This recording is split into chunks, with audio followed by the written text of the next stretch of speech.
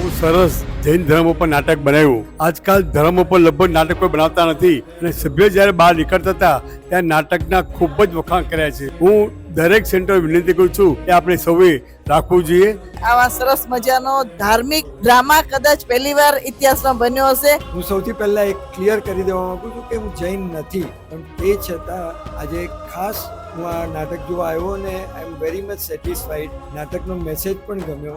All the best બધાની acting, લખાણ અને બહુ અઘરો વિષયને બહુ સિમ્પ્લિસિટીથી રજૂ કર્યું છે. નાટક is an amalgamation of LED lights, music અને બહુ સારું ડાયરેક્શન કર્યું છે. આ ડ્રામા ખાસ બધાને સજેસ્ટ કરશો કે આ ડ્રામા તમે ખાસ જોજો. ખરેખર સુંદર નાટક હતું. આ ડ્રામા બહુ જ સરસ હતું અને નાટકનું થીમ બહુ જ સારું હતું, મને બહુ જ ગમ્યું. ડ્રામા જોઈ અમે બધા ખુશ થઈ ગયા. બહુ ફાઇન ડ્રામા હતું.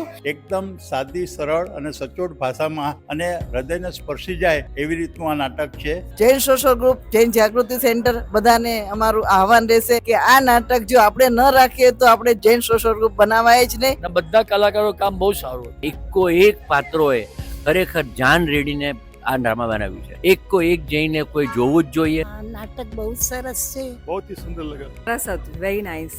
બધાની એક્ટિંગ પણ બહુ સરસ હતી. Very impressive. અને story writer be is the congratulation કે એને આભાર આપીએ કે આવું ગુજરાતી જૈનની અંદર આ નાટક એને કર્યું. Is so good. ખૂબ જ સુંદર નાટક છે. દરેક જઈને જોવા જેવું. મજા આવી, બહુ મજા આવી. નાટક બહુ સરસ, આગળ બધું ચાલવું જોઈએ. નાટક બહુ સરસ હતું. આ નાટક દરેકે જોવા જેવું છે. It's a must watch Gujarati drama. મેં અત્યાર સુધી મારું ફેવરેટ ડ્રામા હશે. અને બહુ સરસ છે.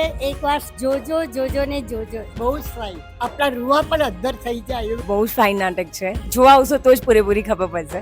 સો પ્લીઝ કમ એન્ડ સી. બહુ સરસ આ નાટક છે. ખરેખર અદ્ભુત નાટક છે. આ નાટક આપણા મુંબઈમાં બધી જ જગ્યાએ દેખાડવા જેવું છે. This drama has real got a good message compared to all the other dramas. Got a message and is wonderful.